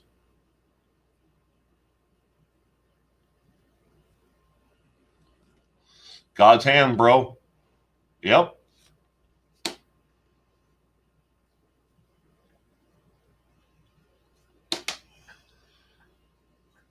So I align myself with an organization of millions of people who are just like me out there, and we do all kinds of things. Everything from paying for the funeral costs for fallen soldiers, and their wives, setting up trust accounts for their children of fallen officers. We've done a lot. Build memorials, anything we can to grow our community and make our community better, while at the same time taking care of our seniors and children out there.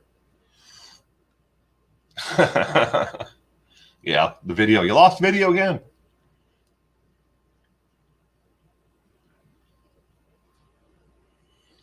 We don't need fame. That's true.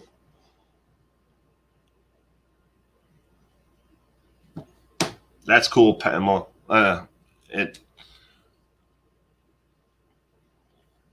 Gala, that's cool. Coordinate the meal part.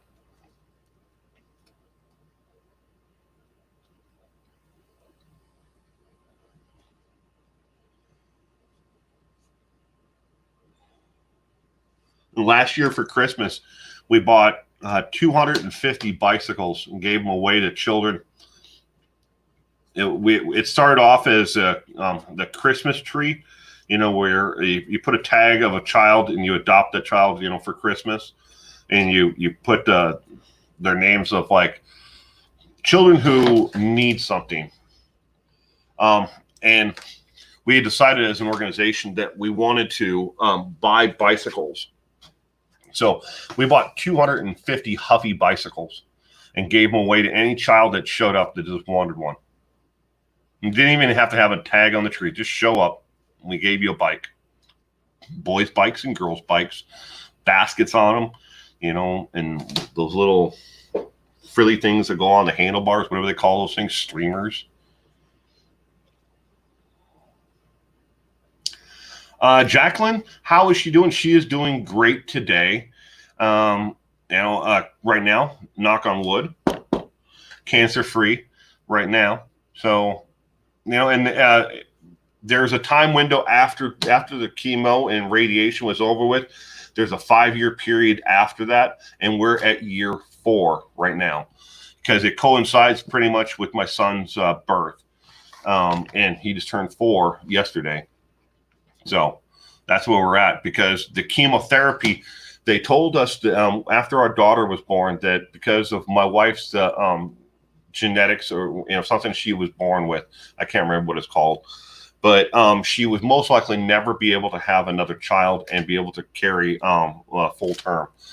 And then after the chemotherapy, it's just like that. It re-jump started her immune system, her body. She no longer has the deficiency or whatever it is that that she was diagnosed with as a teenager.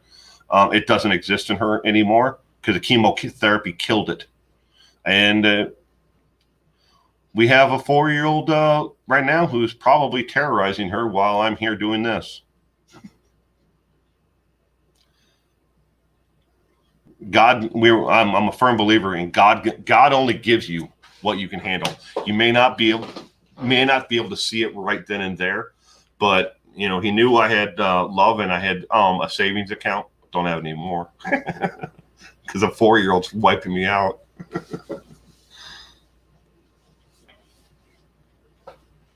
I donate lightly used quality items to a resale shop where every penny goes to support those suffering and also alleviate the pain of when it progresses. The staff accepts no salary. That is cool. Cement shoes. Everybody can do their part. Even if you don't have money or anything to give, sometimes it's just being there in support and sharing the information about that organization with other people. Volunteering is it's worth more than you would know. I volunteer with the Loyal Order of the Moose, and I've my heart has grown so much from just being selfish, not being selfish and giving away my time. I got lots of time.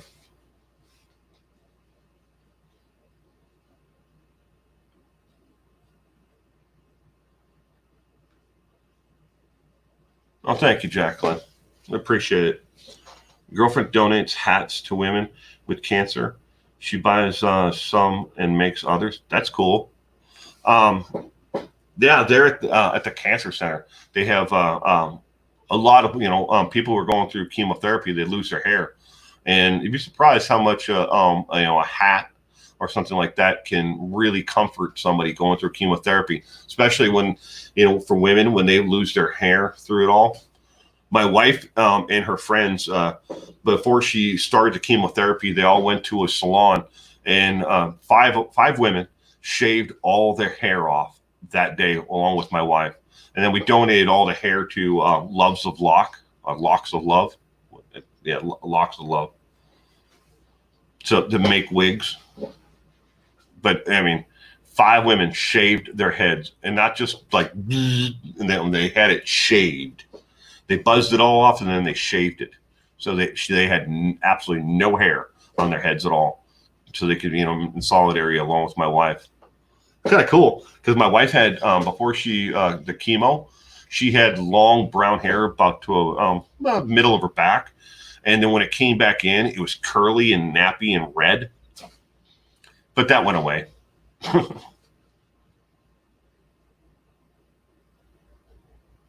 Yeah.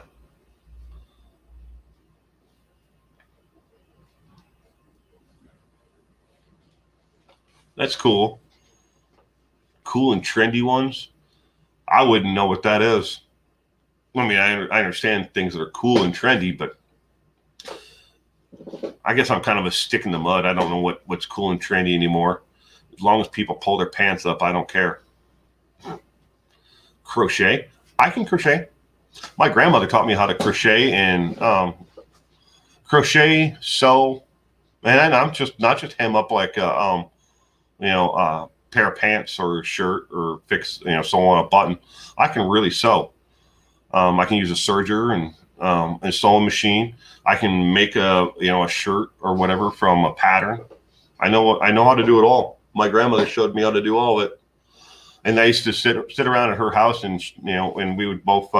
I'd make hot pads and small little things like that, and then she used to put them together in, well, not hot pads, but washcloths, crochet washcloths, and then she'd put them together in like groups of 5, and then put twine around them, and then they would sell them at their church bazaar.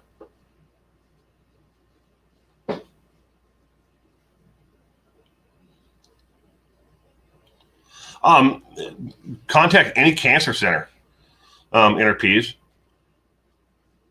any one of them. They would love them. Yeah, that's the thing though, is the skeins of yarn. It gets expensive. So what we used to do is, me and my grandmother, when I used to do it with her all the time, is we used to go to yard sales and buy up all the skeins that we could.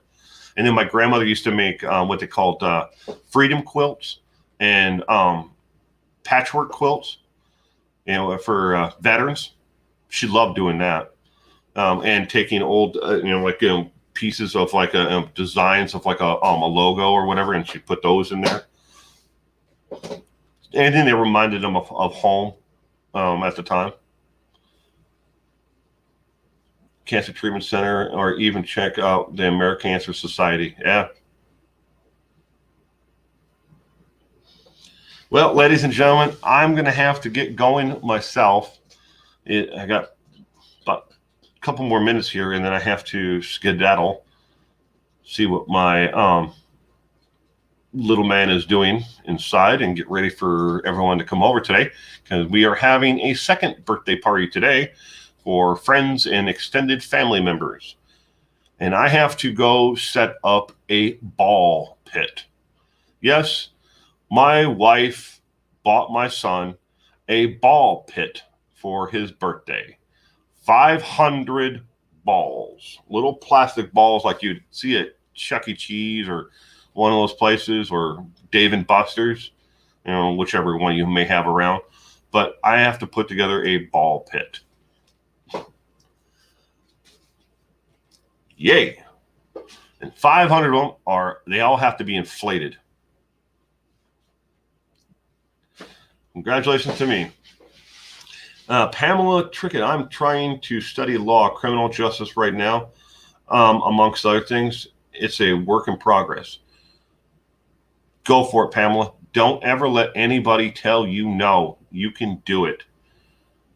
Whatever you put your mind to, I'm sure you can do it. My wife is eventually going to finish up her degree in psychology, her doctorate degree in psychology, and then I will be the idiot married to the doctor. But everyone, again, stay safe out there, and I hope you have a wonderful weekend. And thank you, everyone who sent me the super chats. I appreciate that. And I will be spending it all on my son because, well, he deserves it. And again, everyone, thank you for being here and just being part of the community and keeping this all civil. Stay safe. Until next time.